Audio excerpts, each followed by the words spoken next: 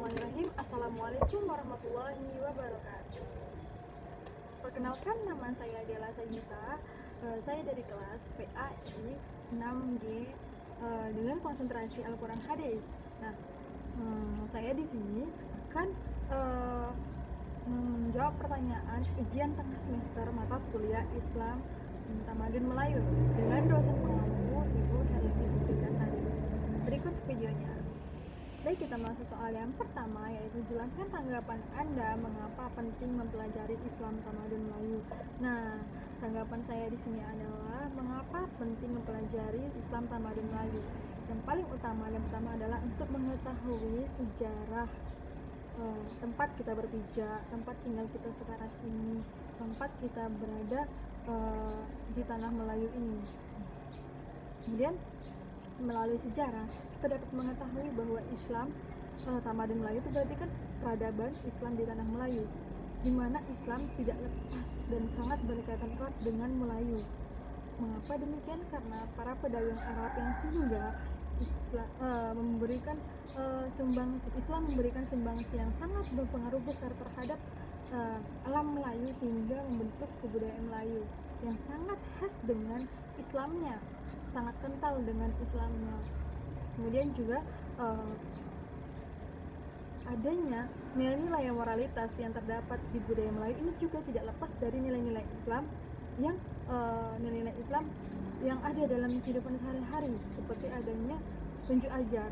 Tunjuk ajar itu adalah nasihat orang-orang terdahulu kepada kita untuk membentuk moralitas pribadi yang sesuai dengan agama kita, agama Islam. Kemudian adanya sumbangsi yang besar juga itu diberikan kepada budaya Melayu, itu adanya tulisan Arab Melayu. Nah, tulisannya bahasanya itu bahasa Melayu tetapi tulisannya Arab. Nah, ini kan sangat berpengaruh terhadap kebudayaan Melayu yang khas dengan Melayunya, ada tulisan Arab Melayu. Kemudian juga dilestarikan hingga menjadi mata pelajaran muatan lokal yang ada di Melayu. Jadi tidak heran jika Islam itu sangat berkaitan erat dengan Melayu.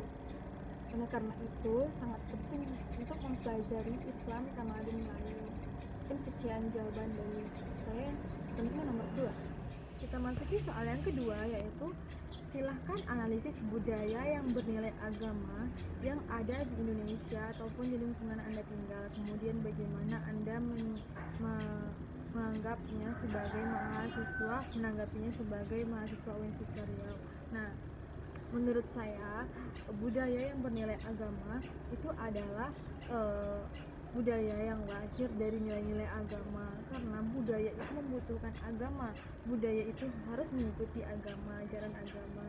Nah, apabila budaya itu selaras sesuai dengan agama, maka lestarikan, tetapi jika bertentangan itu maka tinggalkan. Nah, misalnya budaya-budaya yang bernilai agama ini pasti memiliki tujuan tertentu dalam bidang keagamaan, dan tidak lain itu adalah bentuk penghambaan kita kepada Allah Subhanahu wa Ta'ala, dan juga sebagai tujuan yang mulia. Misalnya nih, acara khatam Quran yang dilakukan ketika pernikahan, acara pernikahan, resepsi pernikahan. Nah, itu ditujukan juga untuk memotivasi diri seorang pengantin atau calon pasangan suami istri untuk terus mengamalkan isi Al-Quran dan memotivasi diri untuk mencintai Al-Quran. Kemudian juga acara 1 Muharram, nah di mana kita ikut merayakan hari raya Islam, hari besar Islam, itu tahun baru Islam, dan dengan begitu kita dapat mengamalkan dan juga menjunjung tinggi nilai-nilai agama. Nah, mungkin begitu jawaban dari saya. Tadi soal nomor 3. Kemudian soal yang ketiga, yaitu bagaimana corak keberagaman Islam di Riau, jelaskan. Nah, Melayu merupakan budaya yang identik dengan Islam. Nah, nilai-nilai Islam itu terlihat jelas dalam nilai-nilai budaya Melayu. Nah, corak keberagaman Islam di Riau itu terdapat dalam nilai-nilai Islam yang dijadikan pedoman dalam kehidupan sehari-hari budaya Melayu. Nah, ini menjadi corak keberagaman Islam di sini. Kemudian ada juga adat tentang etika ini didasarkan atas nilai-nilai Islam, itu adalah tentang tunjuk ajar, di mana berisi tentang ajaran, nasihat, pedoman, kemudian tentang teladan bagi kehidupan orang Melayu, ciri khas orang Melayu, tentang pengaturan etika mereka terhadap kehidupan sehari-hari.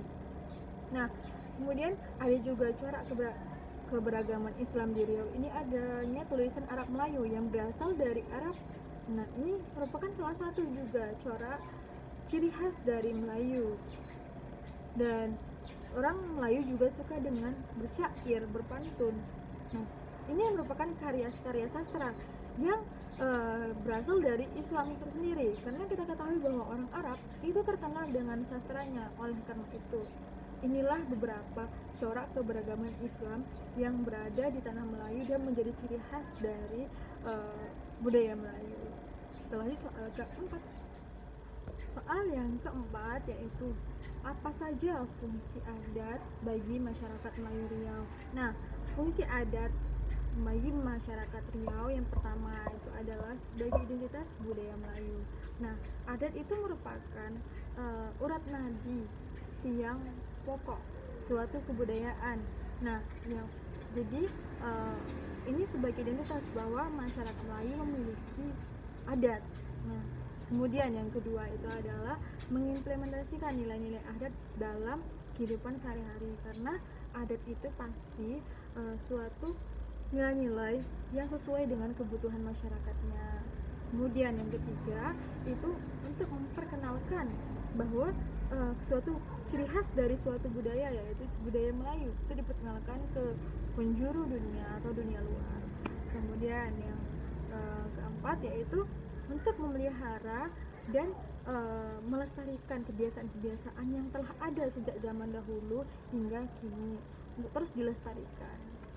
Mungkin sekian jawaban nomor 4. Kita lanjut ke nomor 5.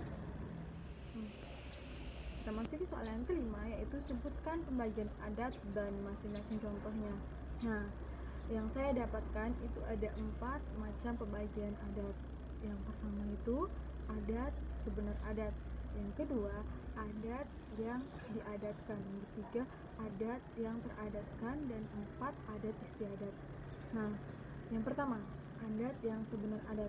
Adat yang sebenar adat adalah adat yang isinya mutlak tidak dapat diubah karena menggunakan hukum syara, yaitu Al-Quran dan hadis. Nah, contohnya nih, seperti yang memperingati hari besar Islam, hari raya Idul Fitri, hari raya Idul Adha, dan segala macam. Kemudian yang kedua, adat yang diadatkan. Adat yang diadatkan adalah adat atau norma atau nilai yang ditetapkan oleh penguasa atau leluhur demi kehidupan manusia yang sewaktu-waktu dapat juga diubah.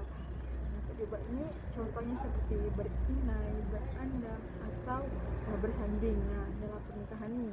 Kemudian yang ketiga itu adat yang teradatkan. Adat yang teradatkan ini adalah adat yang berasal dari keputusan bersama, hasil dari keputusan bersama, dan juga dirasakan baik untuk ditetapkan demi kehidupan sehari-hari manusia atau masyarakat. Nah, contohnya itu seperti panggilan yang terhormat itu berisi dengan budi pekerti, panggilan ci, puan, tuan, kakak, abang. Nah, ini yang bersifat kekeluargaan sebagai wujud penghormatan atau menghormati. Kemudian yang keempat, yang terakhir itu adalah adat istiadat.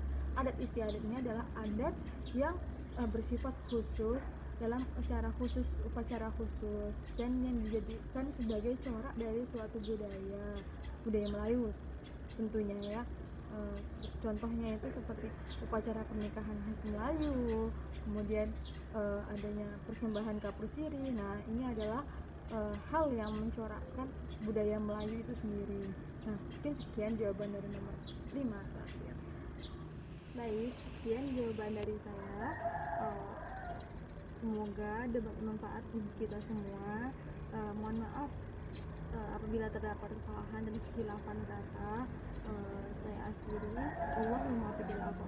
Wassalamualaikum warahmatullahi wabarakatuh. Jangan lupa like, subscribe, and comment. Thank you. Sampai jumpa.